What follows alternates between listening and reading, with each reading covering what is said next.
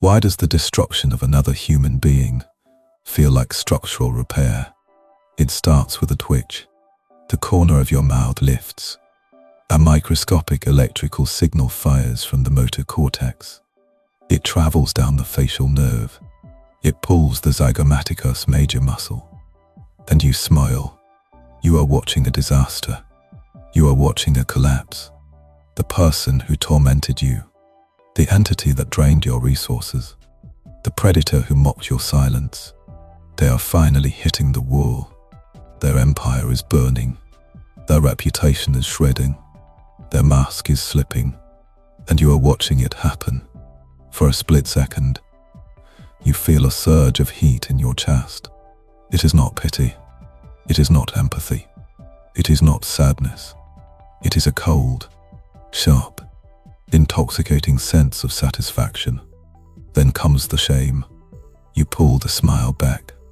You tell yourself you are a good person. You tell yourself you should not enjoy the suffering of others. You tell yourself you should be above this. You have been told this emotion is evil. Society calls it petty. Religion calls it sin. Psychology calls it Schadenfreude. But here in the WatchTower, we do not use moral labels. We look at the code. We look at the hardware. You are not evil. You are not petty. You are a biological machine running a sophisticated fairness algorithm. And what you are feeling is not a sin. It is a system correction.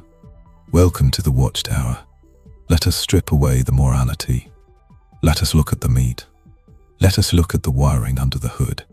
Why do you smile? This is not a spiritual event. This is a chemical event. Your brain is wired for tribal survival. For 200,000 years, the tribe was the only thing that kept you alive. If the tribe failed, you died. Therefore, the stability of the tribe was the highest priority. To maintain stability, everyone had to follow the rules.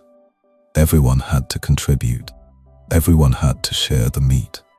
But then enters the cheetah, the free rider, the predator. They take more meat than they hunted. They sleep while you keep watch. They manipulate the hierarchy to gain status without merit. In the modern world, this is the toxic boss, the narcissistic partner, the friend who only calls when they need money. Your brain identifies this person as a threat, not just to you, but to the survival of the collective. They're a cancer cell in the social organism. When they succeed, when they get away with it, your brain registers a massive error. This is called the Dopamine Prediction Error, but in reverse. It is a violation of the just world hypothesis. Your anterior cingulate cortex lights up. This is the part of the brain that processes pain and conflict detection. Seeing a bad person succeed physically hurts your brain. It creates a dissonance. It creates static in your neural network. It tells you the system is broken. It tells you that your efforts to be good are meaningless. This causes cortisol to flood your blood. You feel anxious. You feel heavy. You ruminate. You replay their actions. You are trying to solve the equation. Why do they win? Why do I lose? But then, the crash happens. Karma hits. The audit comes. The spouse leaves. The lie is exposed. And in that moment, your brain witnesses the correction of the error. The ventral striatum activates. This is the reward center of your brain. It releases a massive bolus of dopamine. It is the same chemical hit you get from sex, from chocolate, from winning a gamble. Your brain is rewarding you for witnessing the elimination of a social threat. This is evolutionary biology. You are programmed to enjoy the punishment of the rule breaker. It is called altruistic punishment. Your smile is not cruelty. It is a signal that order has been restored. The glitch has been patched. The virus has been quarantined. You are not a bad person. You are a high-functioning sentinel. You are a guardian of the fairness protocol. Your biology is celebrating safety. Do not apologize for the way you were built. Let us go deeper into the mechanics joy, because understanding the mechanism is the only way to control it. When the narcissist falls, it triggers the release of oxytocin alongside the dopamine. Oxytocin is the bonding chemical. Usually it binds you to people you love, but here it binds you to the abstract concept of justice. You feel connected to the universe again. You feel that reality is consistent. This is crucial for your sanity. The narcissist operates by gaslighting you. They try to convince you that up is down, that abuse is love, that theft is generosity. This creates cognitive fragmentation. Your reality testing centers begin to fail. You start to doubt your own sensory input. This is the primary weapon of the psychological predator. They hack your perception of reality. When they finally collapse, when the truth comes out, it is not just about their pain. It is about your validation. The external world finally matches your internal map. The fragmentation heals. The gaslighting evaporates. You smile because you are sane. You smile because you were right all along. This is a survival mechanism. Your brain is confirming that its threat detection software is accurate. If you did not feel good when they failed, you would not learn to avoid them in the future. The pleasure is a learning signal. It is writing code into your long-term memory. It says, note this pattern, note this behavior. This is what a predator looks like before they die. Remember this, so you can survive the next one. Do not let the soft voices of society shame you. They want you to be nice. They want you to be forgiving. But nature does not care about nice. Nature cares about survival. And detecting a cheater is the highest form of intelligence. But there is a trap here. There is a shadow in the celebration. We must walk into the dark to understand it. If you stay in this state, if you become addicted to their downfall, you cease to be a sovereign. You become a spectator. The concept of karma is seductive. It is the idea that the universe keeps a ledger, that there is a cosmic accountant making sure the books balance. This belief is a tranquilizer. It keeps you passive. It keeps you waiting. You sit in the dark, nursing your wounds, waiting for the lightning bolt to strike your enemy. This is the philosophy of the slave. Friedrich Nietzsche called this resentment. He described it as the weapon of the weak. The weak cannot strike back, so they invent a moral universe where the strong will be punished eventually. They hallucinate justice to tolerate their oppression. The predator knows this. The narcissist knows this. They bank on your passivity. They know you will not attack them. They know you will wait for karma. And while you wait, they feed, they expand, they consume. They do not fear karma. They fear consequences. And karma is not a consequence. Karma is a wish. When you obsess over their downfall, you are still in a relationship with them. Think about the neuroscience. Your reticular activating system, the RAS. It is the filter that decides what is important. If you are constantly scanning for signs of their failure, you have programmed your RAS to prioritize them. They are still the main character of your movie. You are just the audience, waiting for the climax. You are leasing space in your prefrontal cortex to the person who abused you. You are running simulations of their life instead of your own. This is a resource leak. This is a bandwidth failure. Every neuron firing about them is a neuron not firing about your empire. Your brain is caught in a loop of external validation. You cannot feel safe until they are destroyed. This is dependency. This is slavery. Even if they fall, even if they lose everything, if your peace depends on their pain, they still own you. You are drinking poison and waiting for them to die, but you are the one getting sick. The cortisol is rotting your hippocampus. The stress is hardening your arteries. You are aging. They are living. And you are watching. This is not justice. This is self-destruction disguised as righteousness. The WatchTower demands more from you. We demand sovereignty. Sovereignty means your internal state is independent of external chaos. It means you do not need them to fail. Because they are irrelevant, we need to pivot. We need to shatter the illusion of karma. You must understand the nature of the beast. Why does it seem like they always win? Why does the psychopath climb the corporate ladder? Why does the liar get the girl? Because they are unburdened. They do not carry the weight of empathy. They do not carry the weight of shame. They are aerodynamic. They cut through the social fabric because they do not care if they tear it. You are carrying a heavy load. You carry the rules. You carry the feelings of others. You carry the fear of being bad. This slows you down. But here is the biological truth. The strategy of the predator is unstable. It is high risk. It is high reward. But it is high entropy. They burn bridges to fuel their engine. Eventually, they run out of bridges. This is not magic. This is mathematics. This is probability. If you lie to everyone, eventually the sample size of people who know the truth becomes critical. If you exploit every resource, eventually the environment collapses. So yes, they will likely fall. Not because the universe is good, but because their strategy is unsustainable. But you cannot wait for the math to catch up. You must reclaim your processing power now. You must stop being the audience. You think watching them suffer will heal you. It will not. It creates a dopamine spike. But dopamine wears off.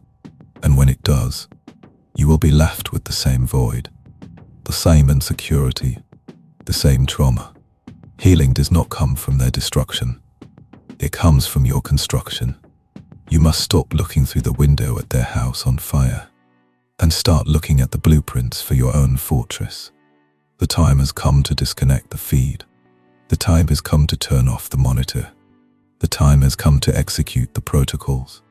We will now install the countermeasures. We need to rewire the reward system. We need to stop the leak.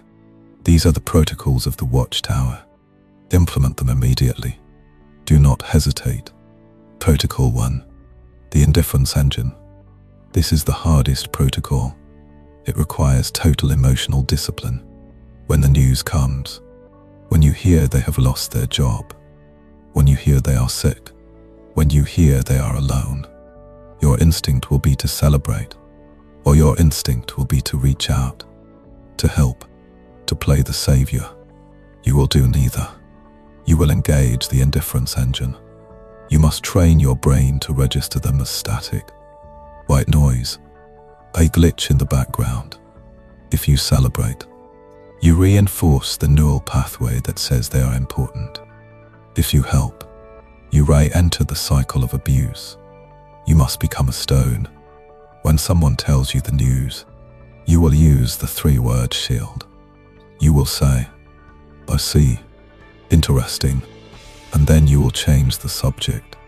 You will force your brain to switch tasks immediately. This denies the amygdala the satisfaction of the drama. It starves the dopamine loop. It tells your IS that this data is low priority.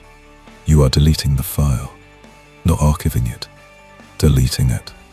You must act as if you are reading a weather report from a planet you do not live on. It is raining on Mars. I see. Interesting. It does not affect your harvest. It does not affect your shelter. It is just data without weight. Protocol 2. The biological audit. You must recognize the smile for what it is. When you feel that surge of joy at their pain, do not judge it, but do not indulge it. Analyze it. Step back into the position of the watcher. Look at yourself from above. Say to yourself, my ventral striatum is releasing dopamine because a threat has been neutralized. This is a biological signal. It is not a command. It is just data.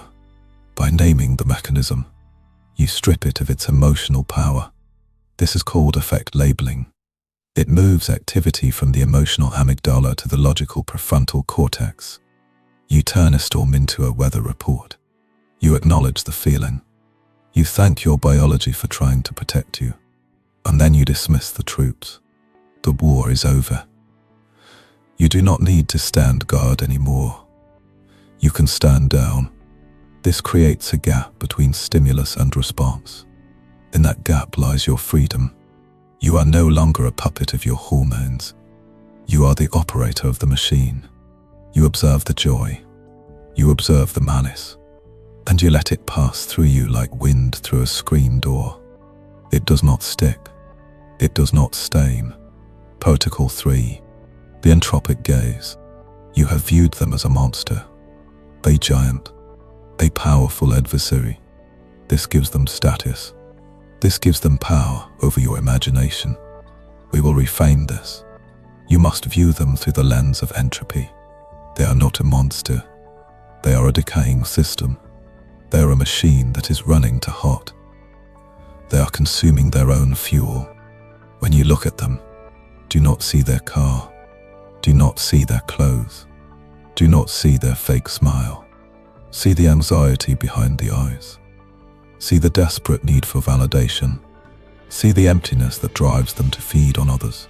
See them as a biological dead end. Nature selects against organisms that destroy their own habitat. Toxic people destroy their social habitat. They are evolutionary failures in slow motion. When you see them this way, you do not feel anger. You do not feel fear. You feel a cold, clinical detachment. You are watching a star collapse. It is inevitable.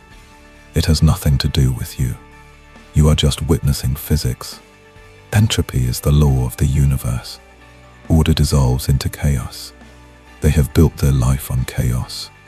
Therefore, they will dissolve faster. You do not need to push them. Gravity will do the work. Time is the ultimate assassin. Let time do its job. Protocol 4. The sovereign horizon. This is the replacement behavior. Every time you have a thought about them, every time you want to check their social media, every time you want to ask a mutual friend about them, you must execute a pivot. You must physically move your body toward a goal.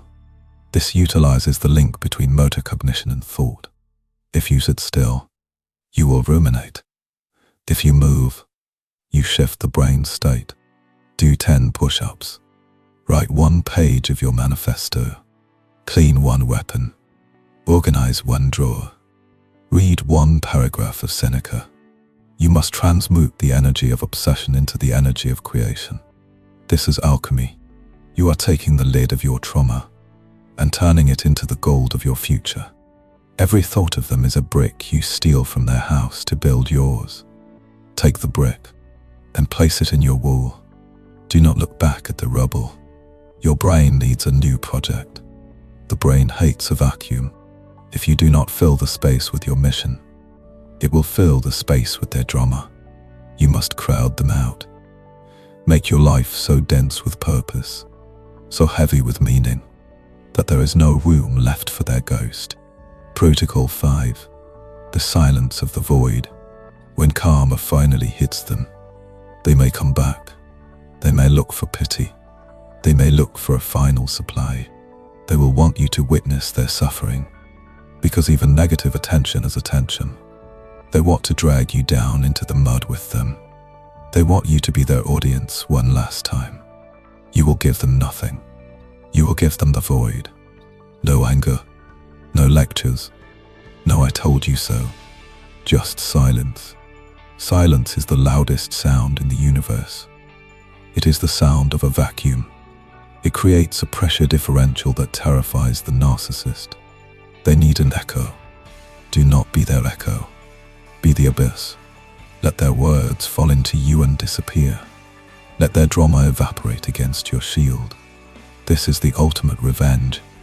Not that they suffer, but that you do not care, that you have ascended, that they are no longer on your radar, that they have become insignificant. When you speak to them, you validate their existence.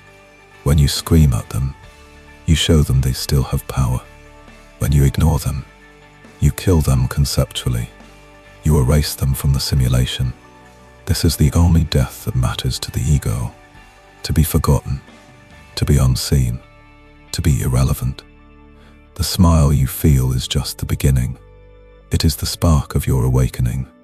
But do not stare at the spark. Look at the fire it can start in your own soul. You have been the victim. You have been the survivor.